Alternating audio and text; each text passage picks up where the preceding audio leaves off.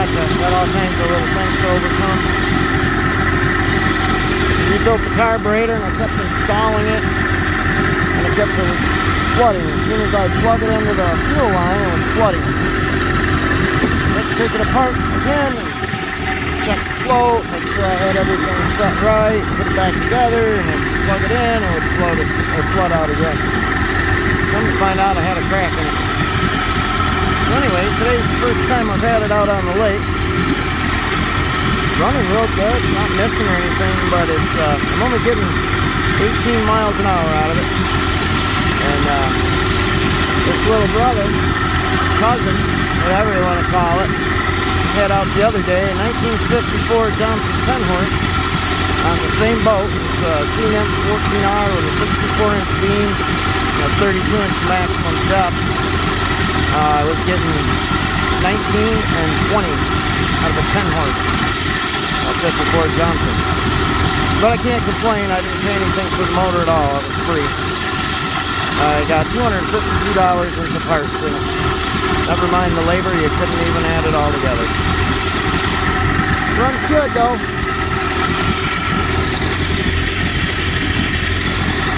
June 12th, 2023, I'm out in front of Point Audrey, Michigan.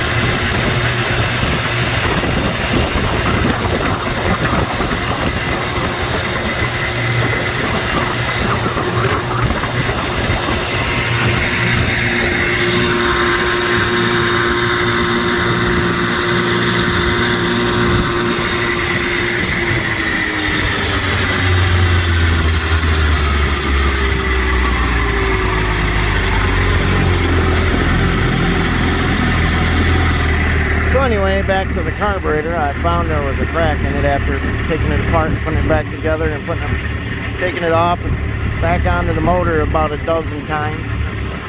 So I put an ad out on 2 or 3 of the Facebook groups for outboards, all the vintage ones.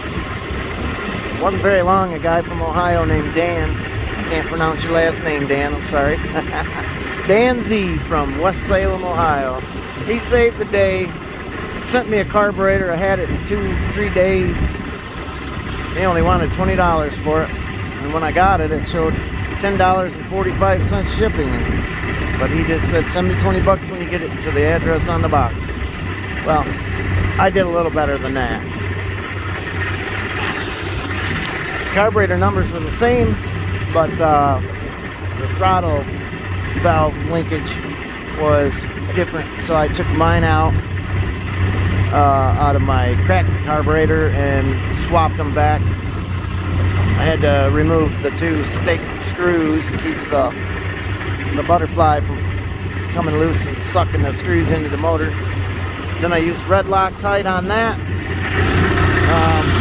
When I got the motor, it did not have a shroud, the hood, you know. So I got that up in Tawas, Michigan from an eBay seller.